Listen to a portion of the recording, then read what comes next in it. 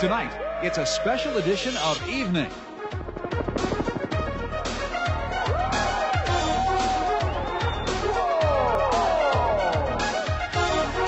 The guys are wild, but it's just like poetry in motion. Skiing to new heights and extremes. From aerial daredevils competing for Olympic gold. It's an incredible experience to be launched into the air, and then once you're in the air, you're free. To powder-hungry helicopter skiers high above the clouds. Definitely the fun way, outweighs any risk. To soaring with the birds. Whistler, over the edge. Tonight on Evening.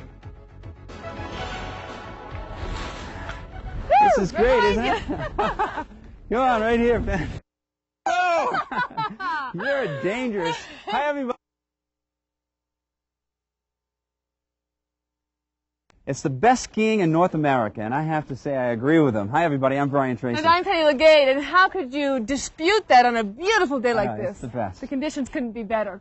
Well, our first story tonight has ties to the Winter Olympics, which, as you all know, just opened a couple of days ago in Albertville, France.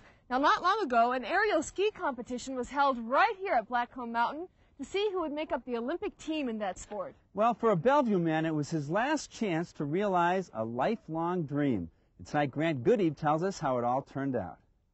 The guys are wild, but it's just like poetry in motion. I love it. I never would do it myself, but I love it. And yes, I have tried it and broke my back doing it and still loved it. Most people call it crazy, but this Bellevue native says it's the best sensation in the world. It's an incredible experience to be launched into the air, and then once you're in the air, you're free. 27-year-old David Valenti is a veteran of aerial freestyle skiing. Some say he's the old man of the sport.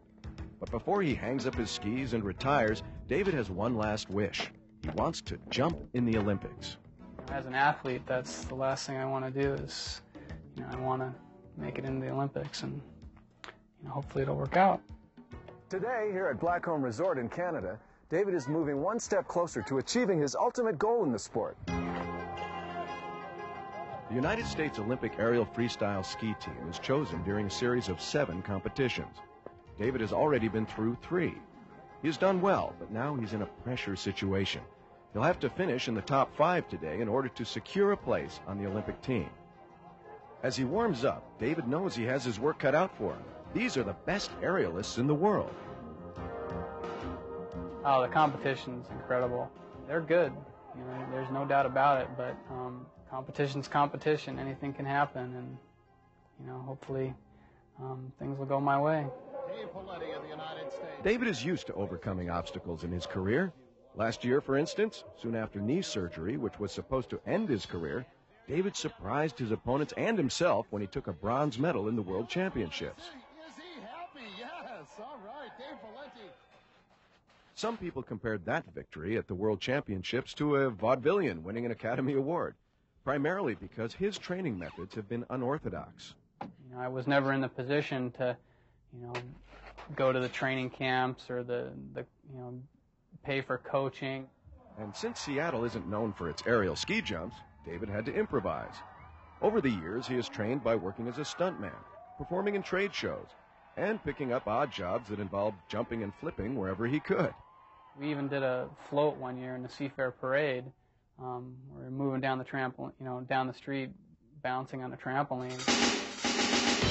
But will his unusual form of training pay off in his Olympic bid today? Some of David's fans watching the competition think so. So he's a style person. When he's up in the air, he's not just doing it technically correct, he's doing it as a show. And that's what makes the crowd go. Aerial skiing is scored a lot like diving. Athletes are judged on difficulty and form, but the most emphasis is placed on the end of the jump. The most important factor is the landing. It's just like, going into the water without a splash. You don't want to go into the snow with a big splash. There he is, Dave Valenti from the United States. David will only have 2 chances to jump. And how he performs will decide whether he goes on to Albertville or stays home in Bellevue. I just have to, do better. That's all. I just got to try to get back to, trying to do that perfect jump. It's come down to a do-or-die situation for David. It's the worst possible position for him to be in. In order to stay in the competition now, he will have to throw a near-perfect jump and stick it at the end. All or nothing now.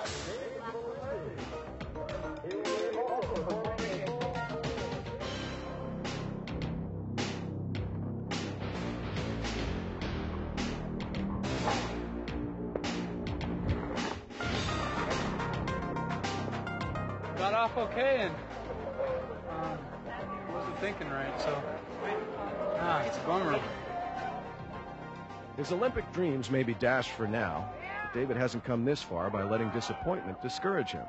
The same drive that pushed him over obstacles in the past may very well be what sends him back here the next time the Olympics roll around. Is he happy? Yes. All right, David. Well, David says that in 4 years he still won't be too old for the sport, so he's going to give it another try. And we'll sure keep our fingers crossed that he makes it the next time. Sure will. In the meantime, David continues to run his own promotion company called Only Gold Productions, and he's going to continue to perform his flips and stunts at local ski shows, so watch for him. Now stay with us because a little bit later in the show, Kirby Adams is going to fly with the birds in a new sport called paraskiing. But up next, all you powder freaks, stay tuned. We're going to take you to some runs that can only be reached by helicopter.